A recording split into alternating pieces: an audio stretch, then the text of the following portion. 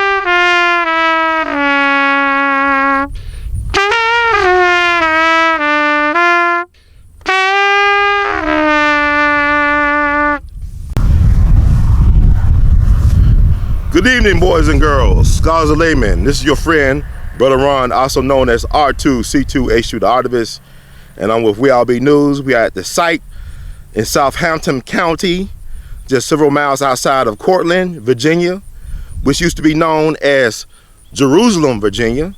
I'm at the ground zero site for the Nat Turner Rebellion, which took place back in August of 1831. I have come down here based on my curiosity about the Nat Turner story, and also reviewing and also seeing the Birth of a Nation movie starring Nate Parker, his passion project about the Nat Turner Rebellion, about the man, the myth, and the legend. And I come down here to try to figure out, try to separate fact from fiction for the most part. I spent about 2 days in this vicinity. I went down to Cortland, talked to the county clerk, brother Rick Francis, whose family owned slaves, and he actually lost 17 family members in the Nat Turner Rebellion. And he's a descendant of Nathaniel Francis, a very well-known owner of slaves and whatnot. And also I had a chance to talk to brother John Ricks. So I got a black and white perspective on the Nat Turner story. From what I got from them, they both enjoyed the movie immensely. Although it was not historically accurate, they still actually enjoyed the movie.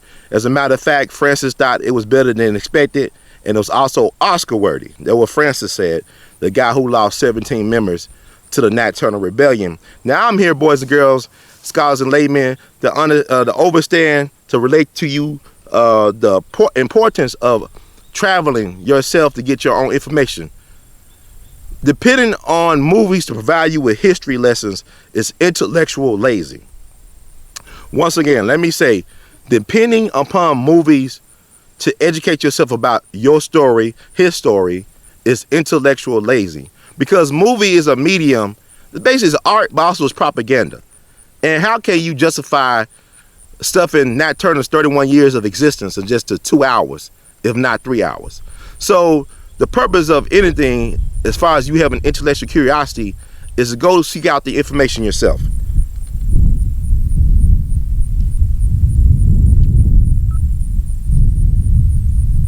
So when you have intellectual curiosity, your goal is to seek out this information yourself. It's very imperative that you find out the information on your own.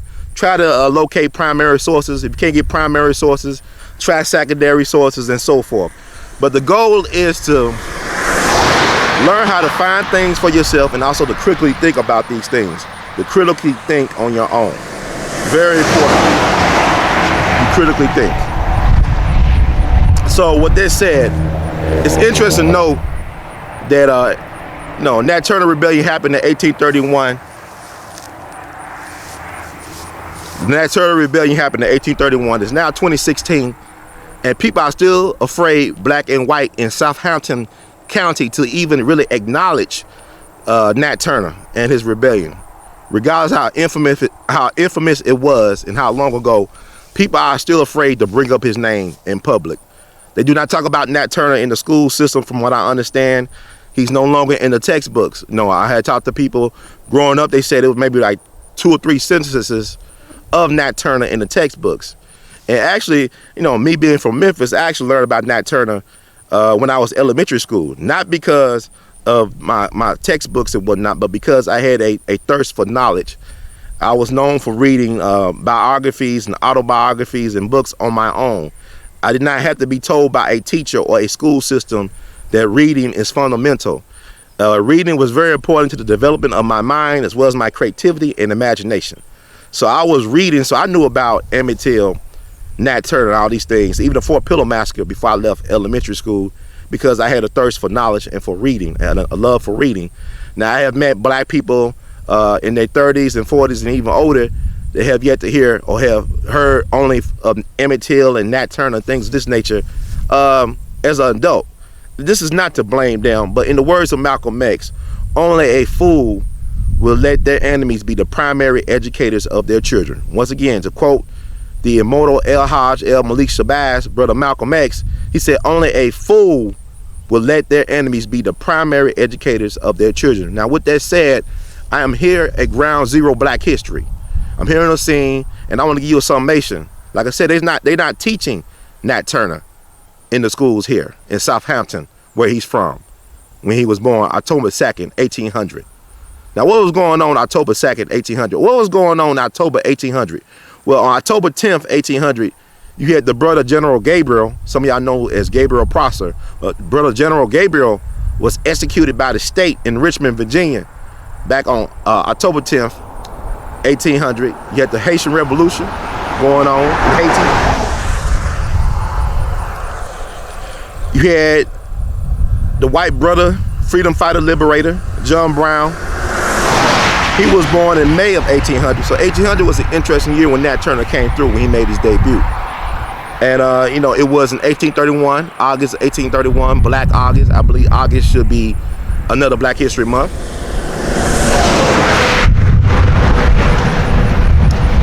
August 21st to the 22nd, he led his rebellion, which in that total, he killed 60 white people, white slave-owning family members.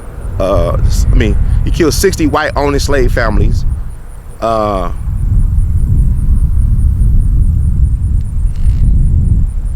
He led his infamous or famous or whatever you want to call it, insurrection, revolution, rebellion, which killed 60 white people in all who were tied to the slave trade, the trading of African flesh and souls. And it was quelled on the 22nd. He was caught. He was on the run for about 2 months. He was caught on October 30th. He was tried and then hanged on November 11, 1831. In retaliation for what Nat Turner and his comrades did, the white folks went berserk. They went ham. Some people said that as little as 40 to almost as many as 300 or even thousands of black folks were killed in retaliation for the Nat Turner rebellion. Majority of these black people didn't have anything to do with the riot or the rebellion. As a matter of fact, there are a lot of white people's lives who were saved because of their African slaves or enslaved Africans protected the lives of a lot of these white people. So more white folks could have been killed if it was for some enslaved Africans protecting the lives of these white slave-owning families. So that's not really told a lot. And people, I know a historian recently said that there were no informants or snitches on the Nat Turner rebellion, which is not true according to the locals. I talked to Rick Francis, who's the county clerk and also a very respected authority on the Nat Turner rebellion, who lost 17 family members in the Nat Turner rebellion. He said if it wasn't for, to paraphrase him, it was for some of the slaves telling on Nat and them, he would not have been alive talking to me yesterday. So the fact that it were some Africans enslaved people who were informants, who did tell white massa, who did tell the white power structure of what Reverend Nat and them was doing. So, you know, and also a movie, once again, I'm kind of wary of historians. A lot of people don't know this. You got to have a great imagination to be a historian, because the historical record, as they say, is not always complete. I mean, it's kind of hard to say. I don't believe, like I said, a movie can't fit 31 years into 2 hours. It's impossible. This man lived for 31 years. It had to be days where he probably had diarrhea. Did any historian know what day that Nat Turner might have had diarrhea? You know, stuff like that. We just nitpicking. Ideas are more powerful. And Nat Turner, they have tried to revive and character assassinate this man for so many years. Now they're saying that there was no such person as a Nat Turner. He doesn't exist. He never existed. Then they say, well, the Confessions of Nat Turner, which was written in the 1830s by Thomas Gray, a lawyer. He was not Nat Turner's lawyer. He was a lawyer for some of the defendants, though. Some of the people accused of having a part in the insurrection. He did represent some of the enslaved Africans who were accused. Now they're saying that those were Nat Turner words. So there's a lot of misunderstanding, innuendo, and all this stuff going on. So the best thing I would suggest to anybody who is very curious, who got any type of intellectual curiosity, and have the will, why don't you just come down to Southampton, Virginia, or Southampton County, and and see for yourself, and figure it out for yourself. But what concerns me a lot of times is that the white power structure is interesting to me. They admire the people that rebel against them, that resist. People like a Nat Turner, people like a Geronimo, a Crazy Horse. They are disgusted, at the same time they admire these people for rebelling against injustice in an insane system. They admire these people. I mean, when Nat Turner died, they basically ripped his body. When Nat Turner died, they basically ripped his body apart, kept him as souvenirs. My understanding, somebody still in the area has a purse made from Nat Turner skin that still lives in this area, in the Cortland, Southampton area. They still have a purse made from his skin, from Nat Turner's skin. Recently, the family, the descendants of Nat Turner, received his skull, which is supposed to be Nat Turner's skull, was in a white family for 3 generations. Also, the Southampton Historical Society has Nat Turner actual sword on, it's not on display.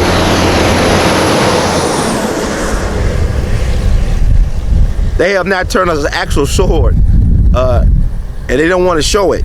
I went to the new Smithsonian National African American History Museum, which I tell everybody to please go in if you are in the DC area. It's the hottest ticket in town. Matter of fact, you need a ticket to get into the African American History Museum because so many people want to go into the museum. It's incredible.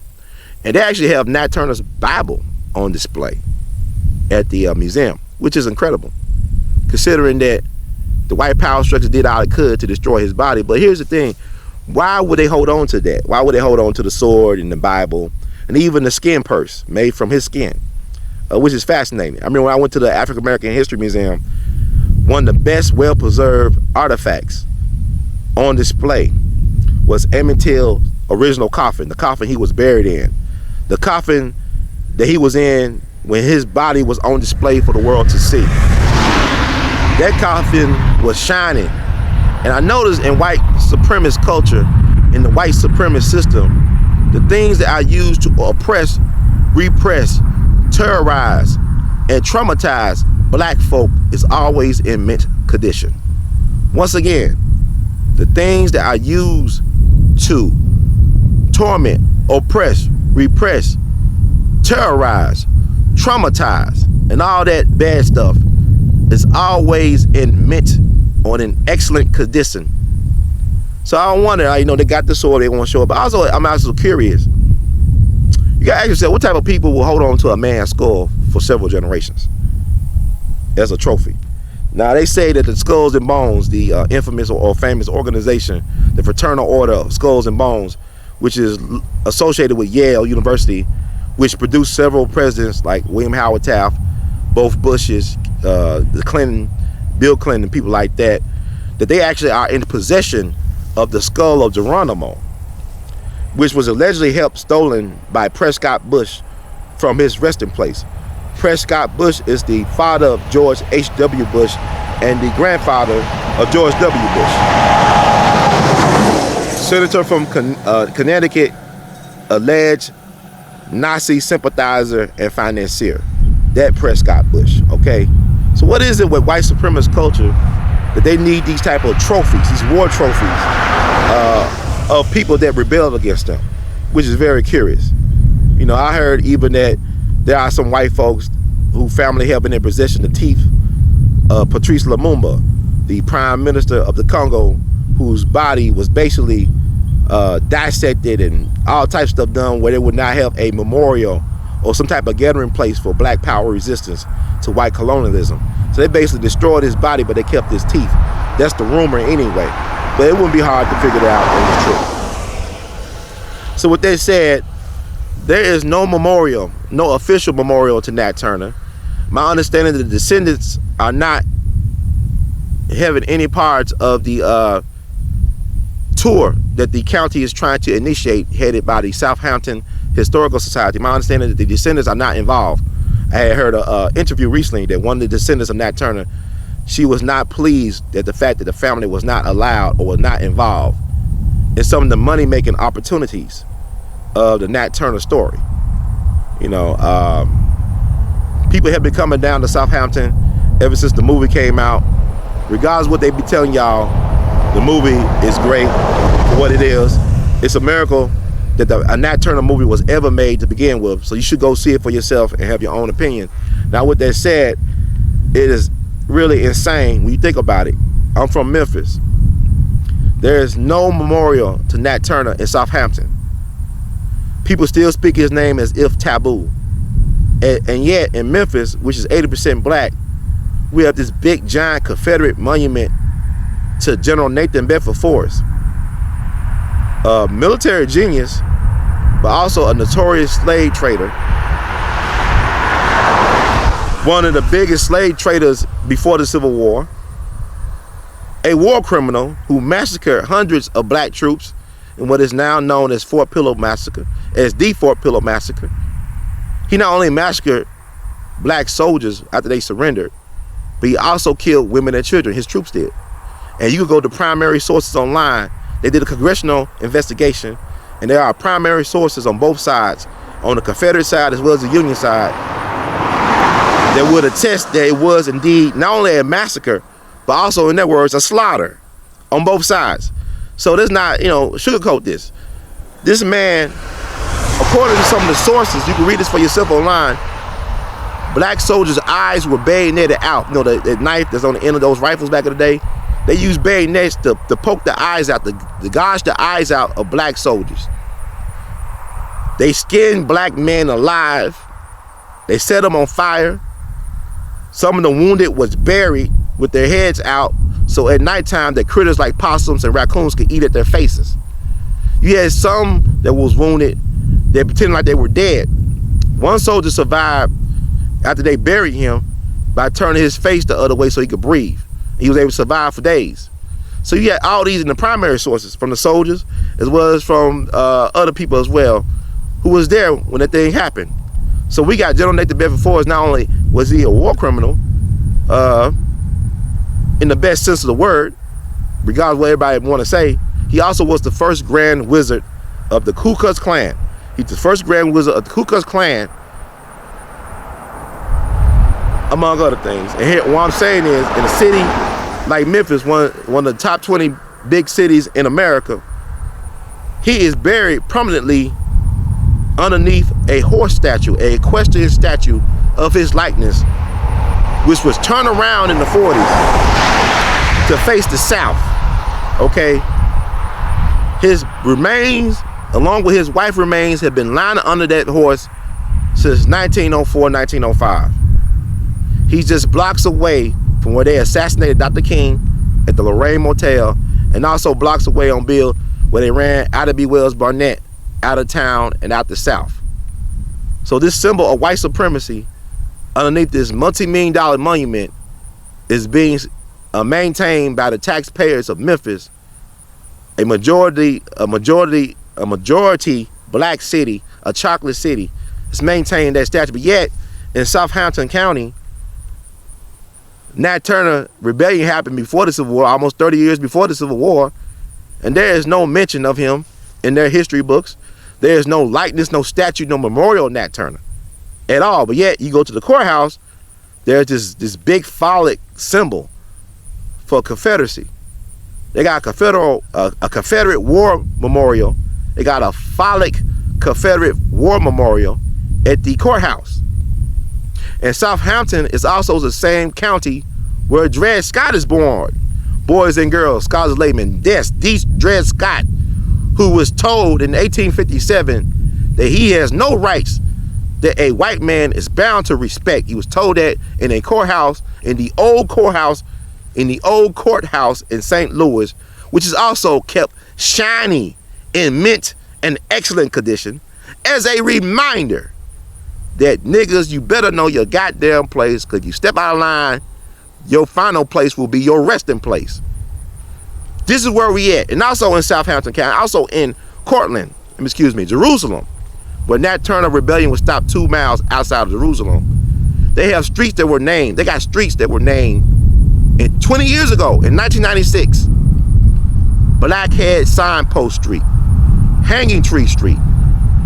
Now, Blackhead Signpost Street was a road where after the insurrection, a black man's head was put on a stick.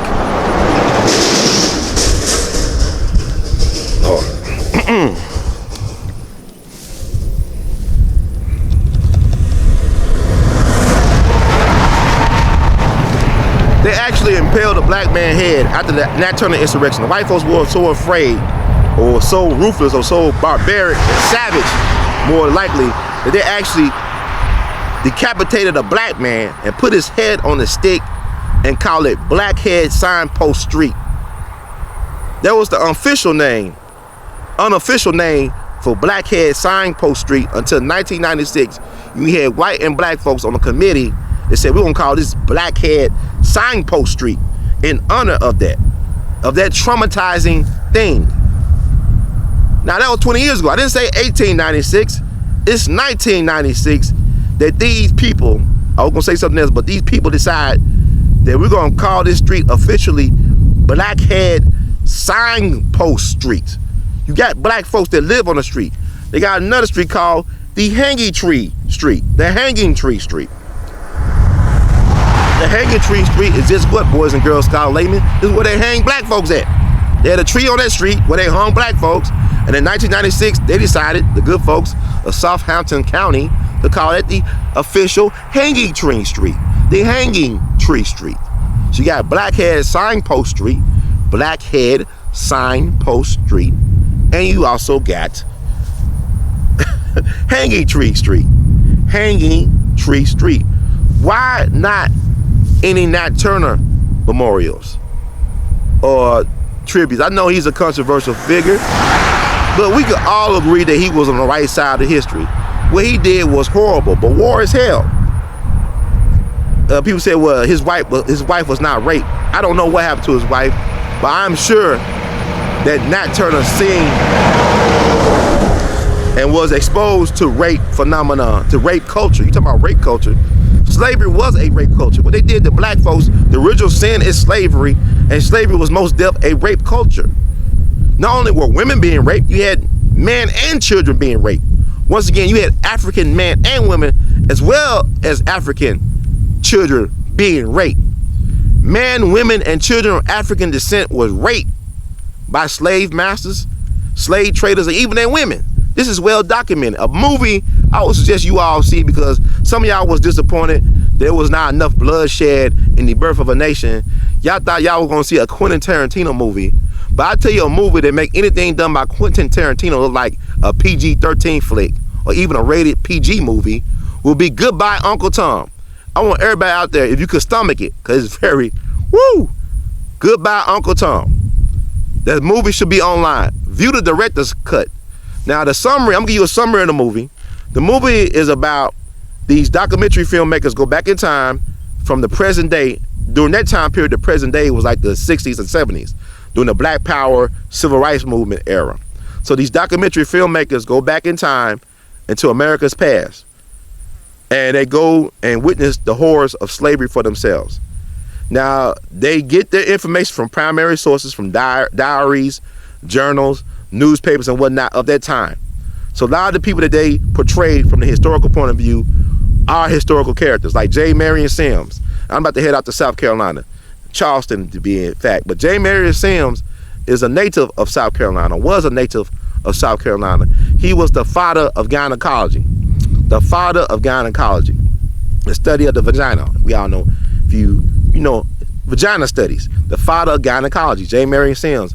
But he's called a genius and a pioneer and a humanitarian. You know what he did? You know how he was able to make his so-called progress in gynecological studies?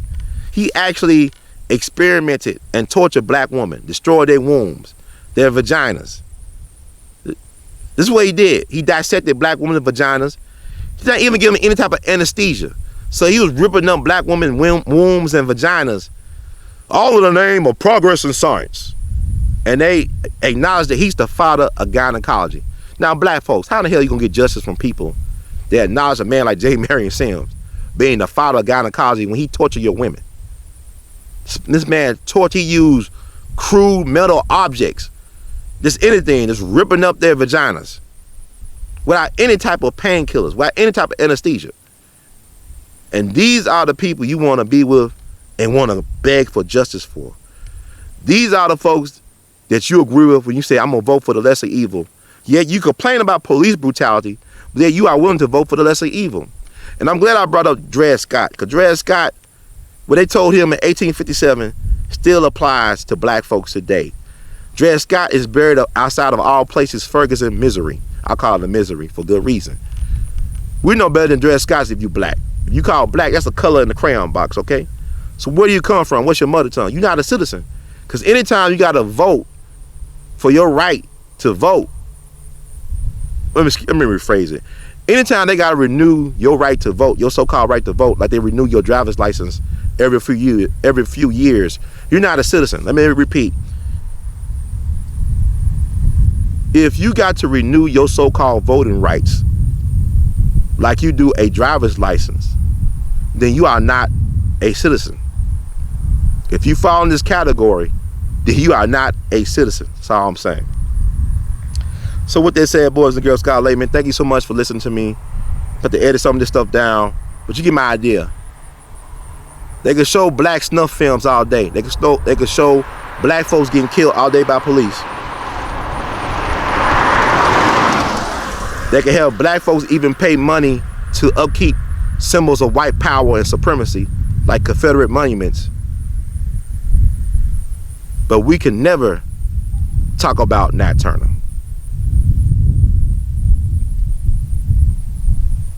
We can't acknowledge what he did was right for that time, in the context of that time. What he did, as far as his insurrection, was no different than what George Washington and all them other guys did. Like Patrick Henry said, he said, give me liberty or give me death. He was willing to die for what he believed in. He was willing to put his life on the line for what he believed in. He was willing to kill for what he believed in. Not only was he willing to put his life on the line for what he believed in, but he's willing to kill for what he believed in. And to paraphrase Dr. King, if a man ain't willing to die for what he believed in, he ain't fit to live. Excuse me. If a man ain't willing to die for something, he ain't fit to live. So with that said, boys and girls, Scott Layman, I hope you do find something to not only fight and die for, but also to live for. In the words of great Duke Ellington, we love you madly. Keep on producing and pushing.